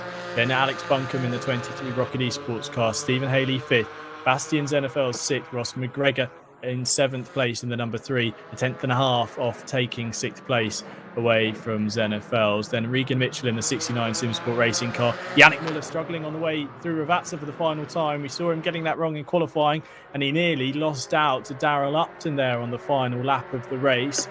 But Dean Allen in the number 33 taking 9th. Cody Pride in the number 2 Podium Sim racing car. In the pole position racing car, taking the final points position in 10th. Jack Roderick, Yannick Muller rounding out the top 12. Darrell Upton in 13th. Matt Webb 14th. Colin McCullough in the 15th position, Chris Shaw, Tim Weller, Gabriel Lafreniere here, holding off Steve Hinden, who was unfortunate to take that drive through early on in the race, but battled through to 19th, 2/10 down. Steve will want to come back fighting. Mark Bradenbury crosses the line in 20th position in the 750 Dunn Motorsports car. And it's Truls Solberg in 21st place. But David, it'll take a second to catch our breath, but what a race we had. Luca Burke out front, seemingly unchallenged, but in the final few laps, it looks like it was still very much all to play for. I was going to say, I'm glad you carried on talking for more than a second, Tim, there, because I don't think I needed way longer than that to get everything sorted out. What a race that was! If we're going to have another 4 races like that, we're going to be in for an absolute barnstormer of a championship. See, Luca Burke. I I personally thought he, like I say, checked out towards the start. He obviously got lucky. We've kept it clean at the start, got a chance to break away with the battles forming behind him, but I did not expect it to be as close as it was at the end. And unfortunately, obviously, Noel Brinkman didn't quite manage to get the gap. I would have been interested to see whether if another lap had gone by, whether we would have been able to make the move. Be interested to see if we can get some of these guys into the interview booth, see if we can have a chat with some of them and just see whether there was anything from Luke, if we can have a word with him, just to see where that time disappeared to, because it looked like he was running quite a bit slower than Noel towards the end there. Well, like you say, David, yeah, he really was able to start building a margin to an intense fight inside the top 5 after they all started arguing over who was going to have what position. Luca Burke able just to escape up the road, but it was interesting though to see how capable Brinkman was of closing that gap. I think it was traffic. I think we did see those blue flags waving, and I think that might have maybe just cost him a second here or there that then brought Brinkman back into it. But to have, in terms of a team's championship as well, we've got to mention this: Pulse Simsport getting 2nd and 3rd at this first round. That's going to be really important, as we've said numerous times already this evening, and I'm sure we'll say it numerous times for the rest of this 5-race season. David, points are going to mean prizes at the end of this one. Absolutely. I don't think there's any Brucey bonuses for fast lap or anything like that. But yeah, these Pulse Sport Simsport guys are going to be very, very pleased with their work this evening. Like I say, Noel coming through in second, and excuse me, and name has completely escaped me, coming through in 3rd place. I've been so taken up by the racing this evening, I've completely forgotten who it was who came in 3rd place. It was Rumley Jensen, David. There you go. We'll all need a cold, wet flannel on our foreheads after this, won't we? And maybe a bit of a lie down. But I think Absolutely. We're going to have a couple of drivers joining us in the virtual commentary box in a second. I don't blame them for taking a quick breather, but as we see some highlights, it was a nice clean start for the pack of 37 cars for the opening round of the Esports Designs Cayman Cup. The drivers managing to sort out the order nice and early on, and only drama unfolding 3 or 4 corners into the lap, but we thought we would see it at T1. David, it was very nice to see them making it cleanly through this first section. I think we'll bring in actually the brains behind the series, Steve Hinden, for a quick word, just to get his opinion on how his opening race went this evening. So we'll just grab Steve into the commentary booth now.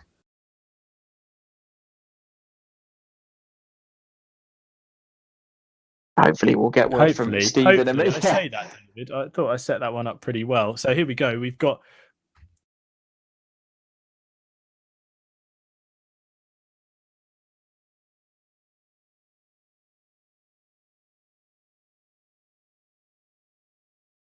Hopefully we'll get Steve in just a second. Hopefully he can hear us. Can you hear us, Steve? Are you well?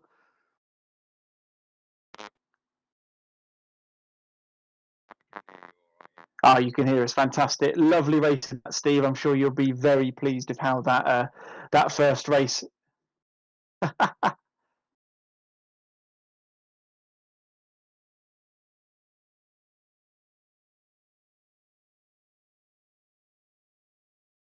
Unfortunately, coming a cropper with a drive-through penalty, which unfortunately you were the victim of in the test race last night. But a good race up until then.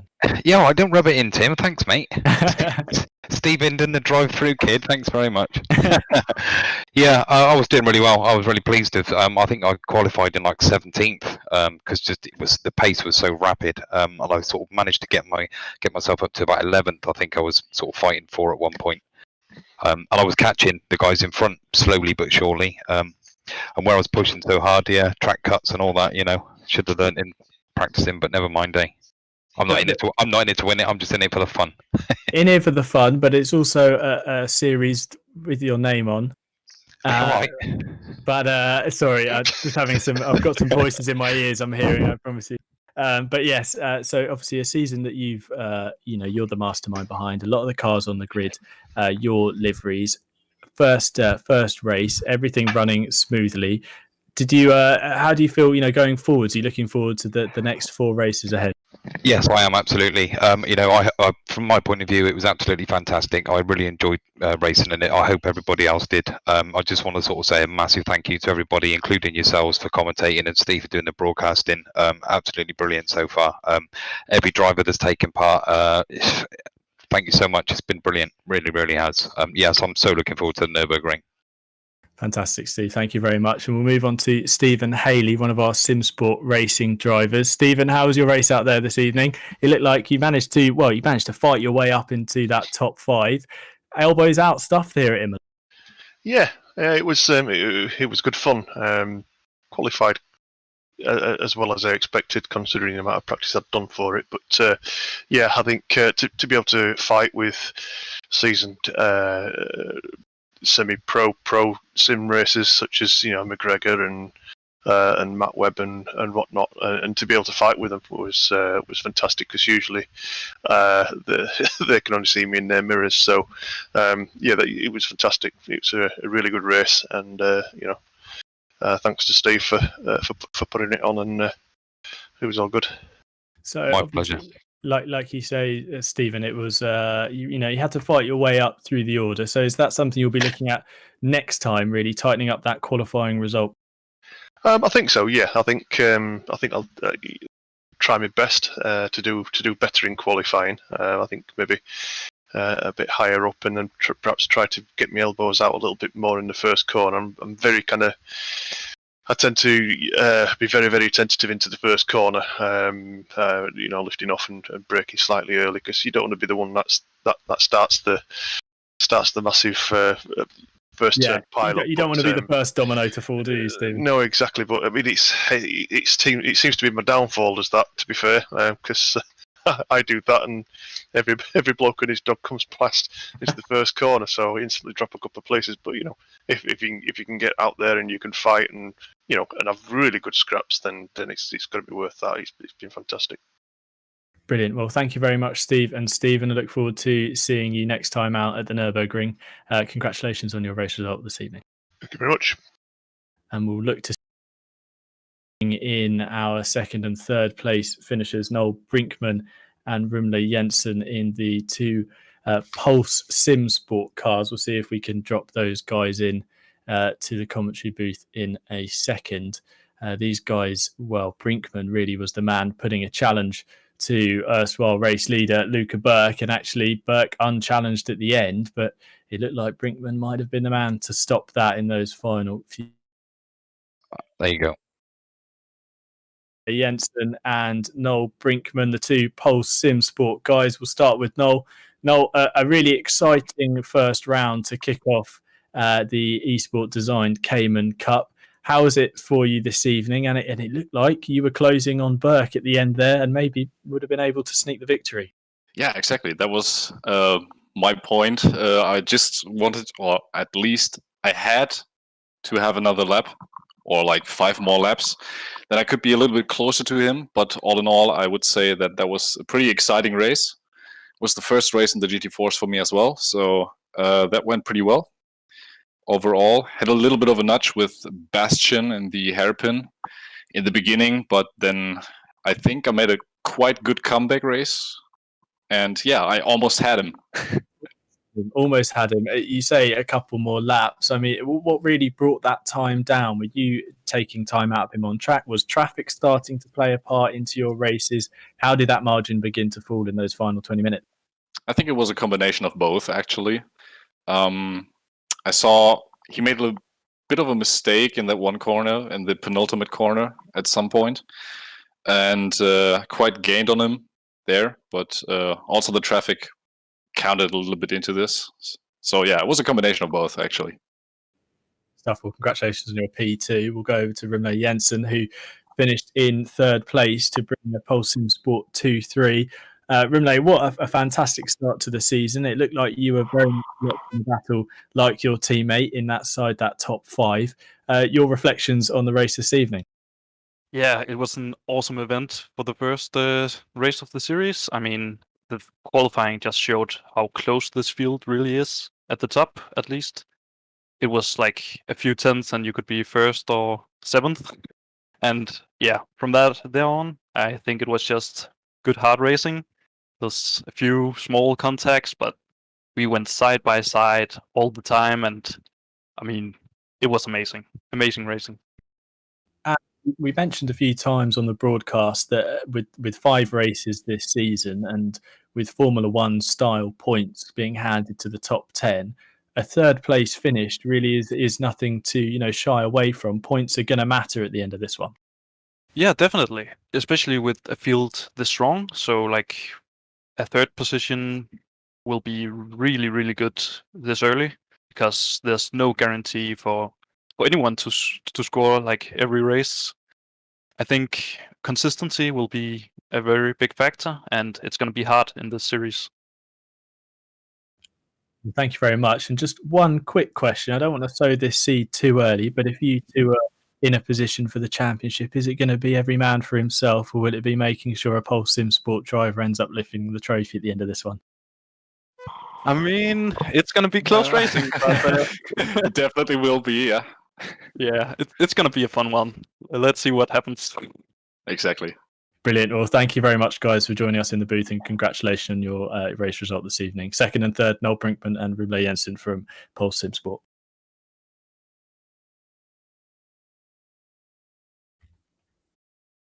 Well, David, the drivers in the booth there, I don't know if you heard that. We did have a couple of audio issues there, but Steve Hinden, the mastermind behind this series, very much enjoying his race despite the drive-through. Stephen Haley bagging that 5th place with some rather elbows out racing, as he said himself. Then Noel Brinkman and Rune Jensen in the 2 Pulse Sim Sport cars, really happy to pick up 2nd and 3rd. All round, everyone seems to have a fantastic evening this evening at Imola. Absolutely, yeah. I mean, apologies for the technical difficulties on my side. It serves me right for muting you in the interview booth, Tim. To be completely honest, so I was hearing what the other guys were saying, but I couldn't have a clue what you were asking them until I managed to realise what I'd done. So yeah, it was interesting actually. Yeah, really interesting to especially hear from Noel and Rune. I thought their dare I say contrasting opinions on should we say team orders going towards the latter end of the championship was quite interesting to see. Rune was quite political, I suppose we'd say, saying, yeah, we'll take it as it comes, sort of thing. And then Noel was very much, yeah, no, you know what, I'm going to be putting my best foot first and see if I can get the chance of winning the championship. So yeah, really interesting. I think that sounds like the guys enjoyed it, and glad that Steve did as well, despite the drive-through that he had to experience. And oh yeah, hopefully we'll get another 4 races exactly like that, and I'll be very happy. I'll be a very happy bunny. I think we all will, won't we, David? So, yes, thank you very much to everyone for joining us this evening here for the opening round of the Esport Designs Porsche Cayman Cup. David Wrestle in the commentary booth with me. I'm Tim Fulbrook. Hope you're all doing well. Stay safe, stay healthy, and we'll see you next week for the 2nd round at the Nurburgring on the 1st of March. Same time, same place. Good night.